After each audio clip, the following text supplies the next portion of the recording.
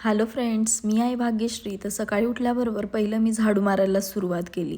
नंतर मी चहा बनवला, चहा झाला. डुग्गूच्या बाबांनी माझं काम इतकं सोपं केलं आहे की सकाळच्या नाश्त्याचा ताणच मिटला आहे. जोपर्यंत संपत नाही तोपर्यंत तोच नाश्ता करायचा. मग चहा बटर खाल्ला.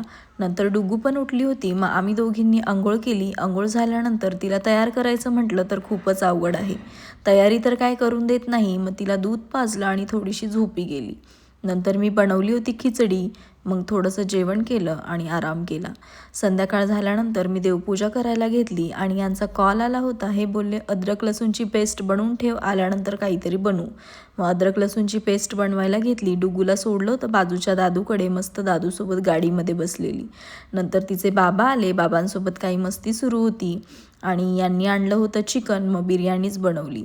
आम्ही जेवण केलं आणि रात्रीचे सर्व भांडे घासून किचन साफ केलं. नंतर मी स्किन केअर करायला घेतला. डुग्गू लहान असल्यामुळे स्किनकडे लक्ष द्यायला काही होतच नाही, पण मी थोडासा वेळ काढते. लोटस हर्बलच्या फेसवॉशने फेस क्लीन केला. नंतर मी मॉइश्चरायझर लावला आणि मसाज केला.